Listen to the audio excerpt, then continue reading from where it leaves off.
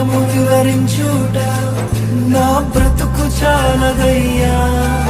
నీ ప్రేమ వర్ణించుట నా వల్ల కాదయ్యా. నీ కార్యము వివరించుట నా బ్రతుకు చాలదయ్యా. తండ్రి దేవా ఆనందమా నీ వడిలో నాకు సుఖము. తండ్రి దేవా ఆనందమా. దేవునికి స్తోత్రం. దేవుని యొక్క మహాకృపను బట్టి గత ఆదివారం నుండి ఆదివారం వరకు దేవుడు రెక్కల నీళ్ళలో భద్రతపరిచి మనకి దేవుడు ఈ ఆదివారం దేవుడు సన్నిధికి రావడానికి అవకాశం ఇచ్చారు. మరి ఈరోజు దేవుడు మనతో వాక్యం ద్వారా మాట్లాడుతుంది. మనము ఏ స్థితిలో ఉన్నామో దేవుడు ఎరిగినవాడు. ఎల్లవేళలా కూడా ఒకటే స్థితిలో మనం ఉండలేము. ఎందుకంటే ఒక్కొక్కసారి సంతోషం ఉంటుంది, ఒక్కొక్కసారి దుఃఖం ఉంటుంది, ఒక్కొక్కసారి కృంగిపోతాము, ఒక్కొక్కసారి ఎంతో సంతోషంగా ఉంటాము. మానవుల యొక్క జీవిత విషయంలోని కొన్ని సమస్యల చేత కృంగుబాటు కలిగిపోతాం. అలాంటి టైంలోని దేవుడు వాక్యము మనతో మాట్లాడుతుంది. కృంగిపోయిన వారిని దేవుడు లేవనెత్తుతాడట. ఆ కృంగిని స్థితిలో దేవుడు ఉంచనని వాక్యం ద్వారా దేవుడు మనతో మాట్లాడుతున్నాడు. దేవదేవుడు ఈరోజు ఇచ్చిన వాక్యము దావీదు కీర్తన చదువుకుందాము. 145:8 ఒక మాట మనకు కనబడుతుంది. 145:8 ఏం కనబడుతుందంటే, యెహోవా దయాదాక్షిణ్యం గలవాడు, ఆయన దీర్ఘశాంతుడు, కృపాతిశయం గలవాడు. యెహోవా పడిపోయే వారు అందరినీ ఉద్ధరించేవాడు, కృంగిపోయిన వారు అందరినీ లేవనెత్తువాడు. పడిపోయిన వారు అందరినీ దేవుడు లేవనెత్తుతాడట. కృంగిపోయిన వారు అందరినీ కూడా మరి దేవుడు వారిని నడిపిస్తాడట, మరి స్థిరపరుస్తాడట. యెహోవా పడిపోవారు అందరినీ ఉద్ధరిస్తాడట. నువ్వు ఏ సమస్య చేత పడిపోయావో నిన్ను ఆదుకుంటాడు, ఉద్ధరిస్తాడు. నువ్వు ఏ సమస్య చేత నువ్వు కృంగిపోతున్నావో వారందరినీ దేవుడు లేవనెత్తుతానని వాక్యం సెలవిస్తుంది. దావీదు కీర్తనలో దావీదు యొక్క అనుభవం కృంగిన స్థితిలోని, నలిగిపోయిన స్థితిలోని, పడిపోయిన స్థితిలోని దేవుడు దావీదుని నిలబెట్టాడు. కాబట్టి దావీదు జీవితాన్ని మనం చదువుకుంటుండగా, చూసుకుంటుండగా ఎటువంటి స్థితిలో అతను ఉండేవాడో, ఏ ఒక్క స్థితిలో కృంగిపోయాడో దేవుడు అతను లేవనెత్తాడు.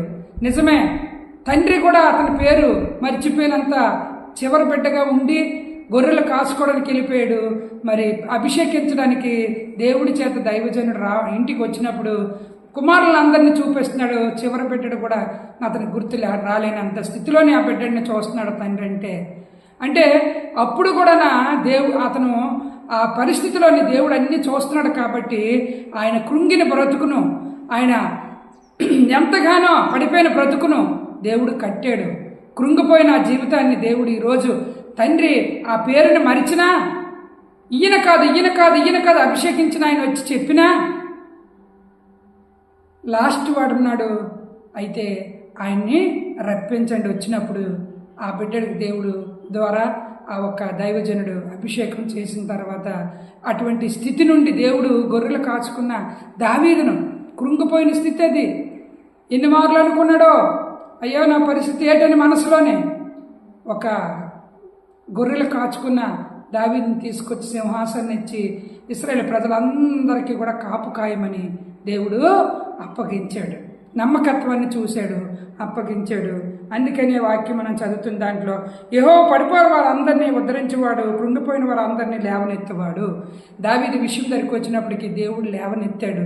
అలాగే నిన్ను నన్ను కూడా అనేకమైన కృంగుబాటుల్లో నుండి దేవుడు లేవనెత్తుతాడు. ఎన్ని మార్లు మనం కృంగిపోయి ఉన్నామో, అయ్యా ఈ సమస్య తీరదా, అయ్యా ఇందులో నుండి మేము బయటికి రాలేమా, అయ్యా ఈ సమస్యలో మేము విజయం పొందుకోలేమా, ఎన్నిసార్లు మనం కృంగిపోతుంటుంటే మన దేవుడు మన దగ్గర ఉండి మనల్ని లేవనెత్తుతున్నాడనే మాటను మనము దేవుడు వాక్యంలో చదువుకుంటున్నాం. అంతేకాదు యెహోవా దయా దాక్షిణ్యం గలవాడు, ఆయన దీర్ఘశాంతుడు, కృపా అతిశయం గలవాడిని మనం కలిగి ఉన్నాం. దీర్ఘశాంతిని మనం కలిగి ఉన్నాము, కృపా అతిశయములు కలిగిన దేవుడిని మనం కలిగి ఉన్నాము. కాబట్టి మరి దీర్ఘశాంతము కృప అతిశయం గలవాడిని మనం కలిగి ఉన్నాం కాబట్టి దయా దాక్షిణ్యంతో మనం బ్రతుకుతున్నాం. దేవుని యొక్క దయా దాక్షిణ్యం చేత మనము, ఆయన కృప అతిశయం చేత మనము కృంగిపోకుండా ఇలా బయటకు వచ్చి మనం తిరుగుతూ దేవుణ్ణి మనం గణపరుస్తున్నాం. లేకపోతే ఇంటిలోని మనం ఆలోచనలు చేసుకుంటే కలుగుతున్న సమస్యలు బట్టి కృంగిపోయి అలాగా ఇంటికి పరిమితం అయిపోయిన వారు చాలామంది ఉన్నారు. కానీ యేసుక్రీస్తుని నమ్మిన వారికి కృంగుబాటులో నుండి దేవుడు ముందుకి నడిపిస్తాడు, లేవనెత్తుతాడు, స్థిరపరుస్తాడు. మరి దేవుడు వారందరినీ లేవనెత్తి ఉద్ధరించిన దేవుడిని మనం కలిగి ఉన్నాం. కాబట్టి ఈరోజు దేవుడు ఈ కృంగిని స్థితిలో నువ్వు ఉండొద్దమ్మా, కృంగిపోయిన కృంగుబాటు నుండి నిన్ను పైకి నేను లేవనెత్తుతున్నాను నేను దేవుడు మనతో మాట్లాడుతున్నాడు. సంఖ్యాకాండం 14:13 ఒక మాట కనబడుతుంది. మరి 14:13 చదివే ముందు 14:16 ఒక మాట, ప్రమాణపూర్వకముగా తాను ఈ జనులకి ఇచ్చిన దేశమున వారిని చేర్చుటకు శక్తి లేక యెహోవా వారిని అరణ్యంలోని సంహరించినని చెప్పుకుందురు. మోషేకు యెహోవాకు మాటలు. అమ్మా వినాలి, అక్కమ్మా వినాలి, పాటలు పాడకూడదు, వినాలి. మోషేకు దేవునికి ఒక సంభాషణ. అరణ్యం గుండా ఇశ్రాయేలు ప్రజల్ని తీసుకుని వెళ్తుంటుండగా అక్కడ వారు దేవునికి వ్యతిరేకమైన పిల్లలే.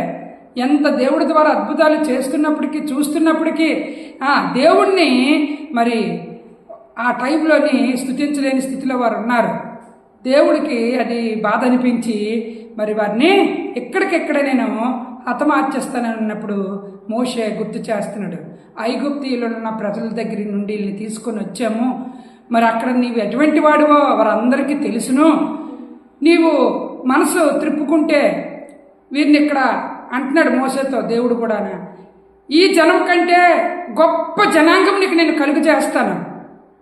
ఎన్నాళ్ళ వరకు వీళ్ళు దేవుని క్రియలు చూసి కూడా, దేవుడు ఆశ్చర్య కార్యాలు చూసి కూడా వ్యతిరేకులుగా ఉంటారు, దేవుణ్ణి ఆరాధించుకుంటుంటారు ఎన్నాళ్ళ వరకు అని మోషేతో సంభాషణ చేస్తున్నప్పుడు మోషే రిక్వెస్ట్ చేశాడు, అయ్యా వీరి యొక్క పరిస్థితిని బట్టి ఐగుప్తులు ఉన్న ప్రజలందరూ కూడా నువ్వు ఎటువంటి శక్తివంతుడివో వీళ్ళని ఎలా విడిపించుకొచ్చావో వారందరికీ తెలుసును కదా. ఇప్పుడు ఎరణ్య మార్గం గుండా వీరు హతులైపోయారా, వీరికి ఏమైనా అయ్యిందా, మరి ఆ ప్రజలందరూ కూడా మాట్లాడుకుంటారు కదా అని దేవునితోటి మోషే మధ్యవర్తిగా ఉండి మాట్లాడుతున్నాడు. ఎన్నాళ్ళ వరకు అంటే దేవుడు చూస్తూ ఉంటాడు. దేవుడా నాయన తండ్రి అని దేవుడు చేస్తున్న కార్యాలకు దేవుడికి స్తుతించకుండా ఒక డబ్బు ఇచ్చినోడిని ఆ డబ్బోడి పేరుని పలుకుతూ వాడిని పొగుడుతూ వాడి దేవుడి కంటే గొప్పవాడిగా ప్రజలు ఉంటున్నారు. ధనానికి లోబడిపోతున్నారు, డబ్బుకు లోబడిపోతున్నారు. ఈ డబ్బు ధనము శాశ్వతం కాదు, జీవము కలిగిన దేవుడు గొప్పవాడు, శాశ్వతమైన దేవుడు, కృప అతిశయములు కలిగిన దేవుడు, దయా దాక్షిణ్యం కలిగిన దేవుడిని మనం కలిగి ఉన్నాము. కృంగిపోయిన వారిని లేవనెత్తిన దేవుణ్ణి మరి ఎప్పుడు కూడా అటువంటి దేవుణ్ణి మనము స్మరించాలి, ఘనపరచాలి. మనుషులు దేవుడి కంటే మనుషులు గొప్పవాడు కాదు, ధనవంతుడు గొప్పవాడు కాదని పదే దేవుడు వాక్యాలు కూడా సెలవిస్తున్నాయి. దేవుడినే మనం స్తుతించాలా, దేవుడినే మనము ఘనపరచాలా. మోషే మరి దేవుడు సంభాషణ కలిగిన దగ్గర అక్కడ చదువుకున్న దాంట్లో మనకేం మాట కనబడిందంటే మోషే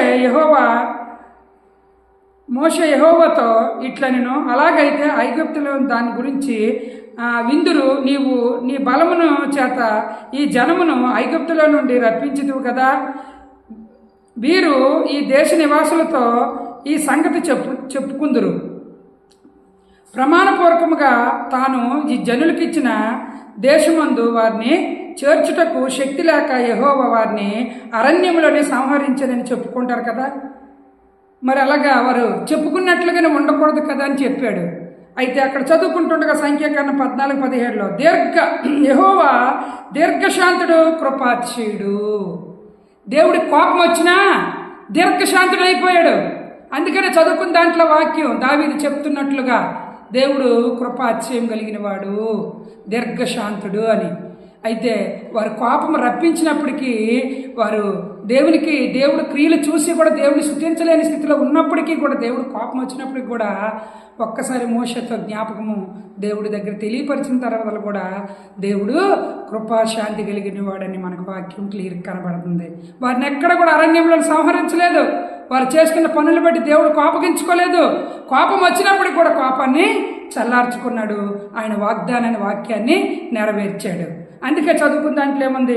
యెహోవా దీర్ఘశాంతుడను కృపాతిశయం కలిగిన దేవుడు అని మాట రుజువు. చూడండి, మనము పిల్లల విషయంలో నేను మరి ఇంకెన్నడూ కొట్టను. దెబ్బలు వారు పెంకుతనం చేస్తే నెమ్మది కొడతాం అనుకుంటాం, కానీ పాట్మని లంపగా కొట్టేసరికి పెదవి చిదికి రక్తం వచ్చేస్తుంది. రక్తం వచ్చినప్పటికీ పళ్ళు పెదవికి తగిలి బ్లడ్ వచ్చినప్పటికీ చాలా బాధపడతాం మనమే. వాళ్ళతో కచ్చిప్తు తుడిసి ఇంకెప్పుడు కొట్టనురా, ఇంకెప్పుడు కొట్టనమ్మా, కోపానికి కొట్టేశాను అనుకుంటాం, ఇంకెప్పుడు నేను కొట్టను అనుకుంటాం. కానీ వారు చేస్తున్న పనులు వద్దని పనులు చేస్తున్నప్పుడు కోపం వస్తూ ఉంటుంది. అలాగే దేవుడి విషయంలో కూడా దేవుడు చేస్తున్న కార్యాలు పట్టుకొని వారు దేవుడిని స్తుతించకుండా, దేవుడు చేస్తున్న కార్యాలను చూసి వారు దేవుడిని స్తుతించకుండా వేరొక వాటిని ఒక్కరికి పాకులాడుతున్నప్పుడు దేవుడు కోపం వచ్చింది, వీరిని సంహరిస్తాను, వీళ్ళకంటే నీకు నేను బహుజనాంగాన్ని పుట్టిస్తాను అన్నప్పుడు మోషే మాటలకు దేవుడు మరలా మనసును త్రిప్పుకొని దీర్ఘశాంతుడనే మాటను రుజువు చేసుకున్నాడు. కాబట్టి ఎంత కోపం వచ్చినప్పటికీ మరలా దీర్ఘశాంతుడనే మాట ఇక్కడ మనకి మోషే ద్వారా కొన్ని మాటలు మనకి అర్థమవుతున్నాయి. అంతేకాదు చదువుకునే దాంట్లో చూడండి, అతని కోపం వచ్చింది, సంహరించారా? సంహరించలేదు. దీర్ఘశాంతాన్నే కనుపరిచాడు. అంతేకాదు మరి ఒక వాక్యం ఫిలిప్పీలోని ఒక మాట మనకు కనబడుతుంది. మనం కృంగిపోయి అలాగే ఏడ్చుకొని మనం బాధపడి ఉంటే దేవుడు చూసి ఊరుకునే దేవుడు కాదు. మనతో అంటున్నాడు, ఏమంటున్నాడంటే ఎల్లప్పుడూ ప్రభువునందు ఆనందించండి, మరలా చెప్పుచున్నాను ఆనందించండి. ఎప్పుడు మీరు కృంగిపోతున్నారో, ఎప్పుడు మీరు బాధపడుతున్నారో ఎల్లప్పుడూ కూడా మీరు ఆనందించండి, సంతోషించండి. ఒక మారు కాదు, మరలా చెప్తున్నాను, రెండో మారు కూడా చెప్తున్నాను. చాలామంది అంటారు ఇక ఏడుస్తూ నవ్వుతున్నారు, వాళ్ళకి సిగ్గు లేదు. వారి బ్రతుకు, వారు కోరుకున్నవి, వారు అనుకున్నది చేరకపోయినా వాళ్ళకి సిగ్గు లేదు, నవ్వుకుంటున్నారు. వాళ్ళకి సిగ్గు లేదు అనుకుంటారు. కానీ నిజ దేవుడు ఏమని వాగ్దానం ఇచ్చాడు? ఇశ్రాయేలు ప్రజలు వ్యతిరేకంగా ఉన్నప్పటికీ దేవుడు మరలా వారి పట్ల అనుకున్నది చేయకుండా వారి పట్ల కృపాతిశయాలే కనుపరిచాడు. కాబట్టి ఎవరు ఎన్ని అన్నప్పటికీ కూడా మనం మట్టుగా ఎల్లప్పుడూ మీరు ప్రభువునందే ఆనందించండి. మరలా చెప్తున్నాను, మీరు ఆనందించండి. ఈ లోకమును బట్టి మీరు ఆనందించండి అని కాదు, ప్రభువునందు మనం ఆనందించేవారిగా ఉండాలి. చాలామంది మన అతిశయము, మనకి సమస్తానికి నాయకర్త ఆయనే, ఆయన బట్టి మనం ఆనందంగా ఉన్నాము. మరలా చెప్తున్నాను, మీరు ఆనందంగా ఉండండి. కృంగిపోవడానికి ఎంత మాత్రం కూడా చోటు మనకు లేదు. దేవుడు కృంగిన వారిని లేవనెత్తిన దేవుడిని మనం కలిగి ఉన్నాం. మొదటి తిమోతి పత్రికలో 1:16 ఒక మాట కనబడుతుంది. ఆయనను నిత్య జీవము నిమిత్తము ఆయన విశ్వసించు వారికి నేను మాదిరిగా ఉండులాగును, యేసుక్రీస్తు తన పూర్ణమైన దీర్ఘశాంతమును ఆ ప్రధాన పాపినైన నాయందు కనుపరిచినట్లు నేను కనికరింపబడి తిని. నేను ప్రధాన పాపిని. ఆ ప్రధాన పాపినైన నా పట్ల దేవుడు కనుపరించిన ఆ ఒక్క కనికరాన్ని బట్టి మీకు నేను వివరిస్తున్నాను. నేను ఒక ప్రధాన పాపిని, అయినా నా దేవుడు నన్ను త్రోసివేయలేదు, నన్ను దేవుడు కనికరించాడు. కాబట్టి దేవుని పిల్లలమైన మనము, దేవుణ్ణి నమ్ముకున్న మనము, దేవుడు సెలవిస్తున్న మాటలు పట్టుకున్న మనము, యెహోవా దయా దాక్షిణ్యం కలిగిన దేవుడు, ఆయన దీర్ఘశాంతి కలిగిన దేవుడు, కృపాతిశయములు కలిగిన దేవుడు. యెహోవా పడిపోయిన వారందరినీ ఉద్ధరించేవాడు, కృంగిపోయిన వారందరినీ లేవనెత్తిన వాడిని మనం కలిగి ఉన్నాము. కాబట్టి ఎల్లప్పుడూ చెప్తున్నాను, ప్రభువునందు మీరు ఆనందించండి, మరలా చెప్తున్నాను, మీరు ఆనందించండి. దేవుని అందే మనకు ఆనందము. అంతేకాదు, నేను ప్రధాన పాపిని ఒప్పుకుంటున్నాడు. ప్రధాన పాపిని కూడా దేవుడు ఏం చేశాడంటే, మరి ప్రధాన పాపిని అయిన నన్ను నాయందు కనికరపడినట్లు నేను కనికరింపబడి తిని. దేవుడు నన్ను కనికరించాడు, నేను కనికరింపబడ్డాను. ప్రధాన పాపి నేను ఒప్పుకున్నాను, నా ప్రధాన పాపము నుండి దేవుడు నన్ను విడిపించాడు, ఆయన కనికరం ద్వారా నేను బ్రతుకుతున్నానని భక్తుడు చెప్తున్నాడు. చివరిగా ఒక మాట చెప్పి ముగించుకుందాం. 1 పేతురు 3:20 దేవుని దీర్ఘశాంతము ఇక కనిపెట్టి చుండినప్పుడు పూర్వము నోవాహు దినములలో వాడ సిద్ధపరచబడినందున అవిధేయులైన వారందరికీ, అనగా చెరలో ఉన్నవారు ఆత్మ యొద్దకు ఆయన ఆత్మస్వరూపి వెళ్ళి వారికి ప్రకటించెను. ఆ వాడలో కొందరు అనగా 8 మంది నీటి ద్వారా రక్షణ పొందుకున్నారు. ఆ వాడలో దేవుని ఆత్మస్వరూపి వెళ్ళి మాట్లాడినప్పుడు 8 మంది నీటి ద్వారా రక్షణ పొందుకున్నారు. కాబట్టి నోవాహు వాడ కోసం మన అందరికీ తెలిసిందే. ఆ నోవాహు వాడలోనే పంచి పర్వణాలు వచ్చి తిని వారు గడపలేదు, కానీ దేవుని యొక్క ఆత్మస్వరూపుని యొక్క మాటల ద్వారా, దేవుని యొక్క కృప ద్వారా వారు నడిపింపబడ్డారు. చాలామందికి చెప్పడం జరిగింది, ఈ వాడు ఎందుకు తయారు చేస్తున్నాం అంటే, ఇదిగో రాబోతుంది దేవుడు ఉగ్రత, ఇదిగో జలప్రలయం రాబోతుంది దేవుడు ఇలా చెప్పాడంటే వారు అందరూ కూడా నోవాహుని వెర్రివాళ్ళగా చూశారు. అవిధేయులై ఉన్నారు, విధేయత వారిలో లేదు. కానీ ఈ వాడలోనున్న వారి విషయంలోని ఆ వాడలో కొందరు అనగా 8 మందికి నీటి ద్వారా రక్షణ పొందిరి. ఆ నీటిలోని దేవుడు మరి ఆత్మస్వరూపి అయి వెళ్ళి వారికి ప్రకటించెను. నీటి ద్వారా వారు రక్షణ పొందుకున్నారు. మరి వారికి ఆ నీరేమి మింగేలేదు, ఆ నీరు ద్వారా వారు మునిగిపోలేదు. చాలామంది చెప్పినప్పుడు వినలేదు, అవిధేయులై ఉన్నారు, విధేయత చూపించలేదు. కాబట్టి ఆ నీరు వారిని ఏం చేసింది, రక్షింపలేకపోయింది. ఆ నీటి ద్వారా వారు చాలామంది ఆస్తులు, పిల్లలు, పెద్దలు, విననోళ్ళని ప్రజలందరూ కూడా ఆ నీటి లోపలికి వెళ్ళిపోయారు, ఆ జలప్రలయంలోకి వెళ్ళిపోయారు. కానీ ఈ వాడలో ఉన్న ఈ 8 మందికి దేవుని స్వరూపి, మరి దేవుని ఆత్మస్వరూపి ఆ నీటి ద్వారా వారికి రక్షించినట్లుగా దేవుని వాక్యం మనకు సెలవిస్తుంది. దేవుని ప్రకటించాడు వెళ్ళి. దేవుని స్వరూపి అయిన ఆత్మ ప్రకటనల ద్వారా వారు దేవుడు చెప్పిన మాట, పరిశుద్ధాత్మ ఆ ఒక్క మాట ద్వారా వారు కట్టుకొని ఉన్నారు. కాబట్టి దేవుడి మాటకు వారు విధేయత కలిగి ఉన్నారు. కాబట్టి నీటి ద్వారా వారు రక్షింపబడ్డారు. కాబట్టి దేవుని ప్రజలుగా ఈరోజు దేవుడు మనకి ఇస్తున్న మాట, దేవుడు కోపం వచ్చింది నాశనం చేస్తానన్నారు, కానీ మరి అక్కడ నాశనము ఆ ప్రజలకు జరిగిన 8 మందిని కూడా దేవుడు రక్షించాడు. ఎందుకు ఈ మాటలు చెప్పుకుంటున్నామంటే, మన దేవుడు దీర్ఘశాంతుడు, కృప కలిగిన దేవుడు, ప్రేమ స్వరూపి కలిగిన వారిని కలిగిన దేవుడు. అటు దేవుని మనం కలిగి ఉన్నాము. దేవునికి అవిధేయతగా ఉండకూడదు, విధేయత కలిగిన వారిగా ఉండాలి. చూడండి, అలా అందరితోటి కూడా దేవుడు నోవాహు ద్వారా చెప్పించాడు. అయ్యిలారా రాబోతుంది, మీరు ఇలా ఉండండి అంటే ఎర్రోడు అనుకున్నారు, నవ్వారు, ఎగతాళి చేశారు. విననాళ్ళు పరిస్థితి ఏమైపోయింది, ఎంతెంత డబ్బులు బంగారాలు సంపాదించిన అవన్నీ జలప్రలయం అయిపోయి వెళ్ళిపోయింది. నీటి ద్వారా వారు రక్షింపబడలేకపోయారు, వాళ్ళ ఆత్మలు రక్షింపబడలేకపోయి, వారు సంపాదించుకుని రక్షింపబడలేకపోయింది. ఎప్పుడైతే వీరు దేవుని యొక్క ఆత్మస్వరూపి ద్వారా వారు ప్రకటింపబడినప్పుడు, వినినప్పుడు వారందరూ కూడా అందులోనే రక్షింపబడినట్లుగా వాక్యం మనకు కనబడింది.